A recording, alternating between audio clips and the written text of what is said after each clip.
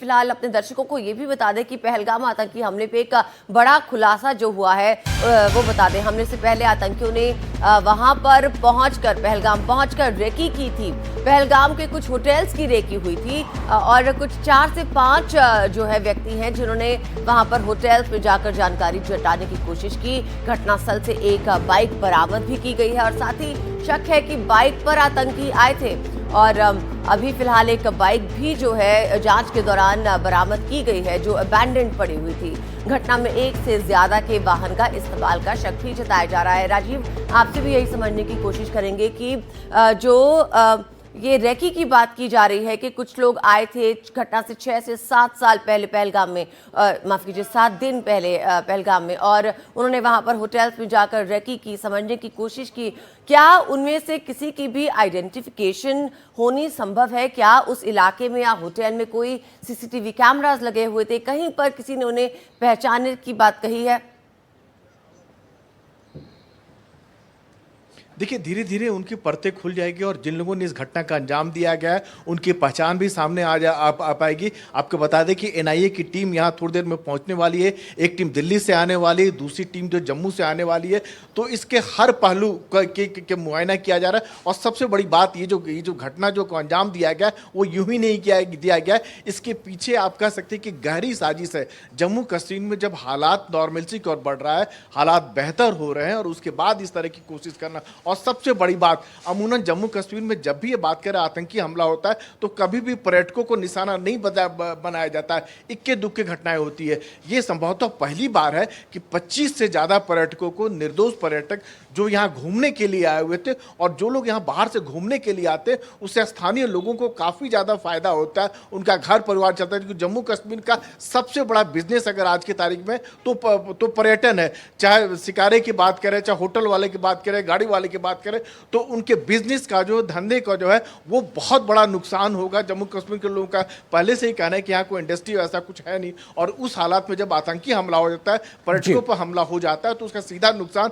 उनके धंधे पर पड़ता है। लोग यहाँ कोई देखने के लिए नहीं, घूमने के लिए नहीं आएंगे। तो जाहिर सी बात है कि पर्यटकों पर जो हमला हुआ है, इससे जम्मू कश्मीर के जो लोकल लोग हैं वो खासे नाराज हैं उनसे। आते हैं राजीव आपके पास। हिमांशु का सीधा मैं रुख करूंगा। हिमांशु, सुरक्षा हालात की समीक्षा की जा रही है, तमाम पहलुओं को मथा जा रहा है, देखा जा रहा है कि कहाँ चूक हुई, क्या एक्शन लिया जाएगा, क्या नहीं होगा, वो बातें अलग हैं।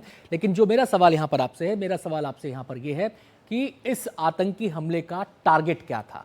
दहशत फैलाना तो सिंपल सा एक समझ में आता है, लेकिन चुन चुन कर, धर्म पूछ कर दागा जाना, पहलगाम में लोगों को निशाना बनाना, यहीं से पहलगाम का अमरनाथ यात्रा का बेस शुरू होता है। क्या उसको लेके कोई संदेश वो देना चाहते थे?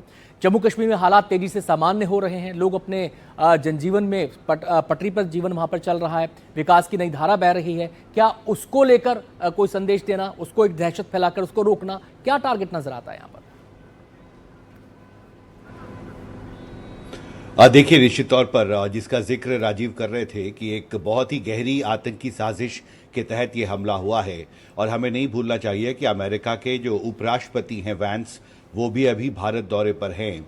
आपको याद होगा इससे पहले भी जब भी किसी दुनिया के बड़े देश के बड़े राजनेता भारत में रहे हैं, इस तरह के की घटनाएं हुई हैं। अभी का संदर्भ भी बहुत साफ है कि जेडी वैंस जो भी भारत दौरे पर हैं, जो आज आगरा जाने वाले हैं, वो अभी भारत में हैं। और अमेरिका ने भी बहुत कड़े शब्दों में इसकी निंदा की है। डोनाल्ड ट्रंप ने ट्वीट करके इसकी भर्त्सना की है। महत्वपूर्ण देखिए ये है कि इस पूरे मामले में दो बहुत महत्वपूर्ण बातें सामने आई हैं। एक तरफ आतंकवादियों की जो मंशा है वो बहुत साफ है, जिसका जिक्र राजीव ने भी किया कि देखिए टूरिज्म सबसे महत्वपूर्ण है जम्मू कश्मीर की अर्थव्यवस्था के लिए। और इतना बड़ा जब हमला होता है तो निश्चित तौर पर मुझे लगता है ये एक कोशिश है पर्यटकों को डराने की भी कि वो जम्मू कश्मीर ना आए। कल मैंने एक पूर्व सांसद से बात किया जो कांग्रेस पार्टी के नेता भी अब हैं, पहले बसपा में थे। उन्होंने कहा कि देखिए मैं खुद परिवार लेकर गर्मी की छुट्टियों में कश्मीर जाने की सोच रहा था, लेकिन मैंने अपनी टिकट कैंसिल कर दी है। और देखिए यही सोच जो है, टाइमिंग भी मुझे लगता है बहुत महत्वपूर्ण है। गर्मी बढ़ती जा रही है और ये एक तरह का पीक सीजन भी जम्मू कश्मीर में माना जाता है, जब टूरिज्म जो है वो धीरे धीरे बढ़ता है, क्योंकि लोग गर्मी की छुट्टियों में कश्मीर जाते हैं। लेकिन इसमें बहुत साफ तौर पर कई तरह से मुझे लगता है एक तरफ कानून व्यवस्था जो है उसको कमज़ोर करने की कोशिश है, दहशत फैलाने की कोशिश है, और जो जम्मू कश्मीर में जो अर्थव्यवस्था फिर से रफ्तार पकड़ रही थी, जो अर्थव्यवस्था मजबूत हो रही थी, मुझे लगता है कि इस तरह की घटनाओं के बाद जिस तरह का एक माहौल बना है, क्योंकि इसमें दो विदेशी नागरिक थे, उनकी भी हत्या की गई है, तो इससे न सिर्फ फॉरेन टूरिज्म बल्कि जो डोमेस्टिक घरेलू जो पर्यटक है उस पर भी इसका निश्चित तौर पर असर पड़ेगा। अनंत जी हिमांशु, आपके पास हम लौटेंगे। फिलहाल अब हम अपने दर्शकों को एक वीडियो दिखा दें जो एक सैलानी ने शूट की, और उस दौरान शूट की जब ये शूट आउट चल रहा था। इस वीडियो में गोलियों की आवाज साफ सुनाई दे रही है। अटैक हुआ आतंकवादियों का।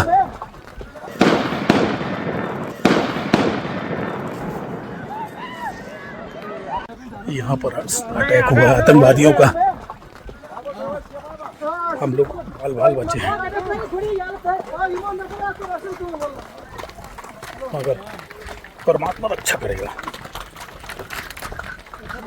बुजुर्गों का आशीर्वाद, भगवान की कृपा से जरूर बचेंगे हम।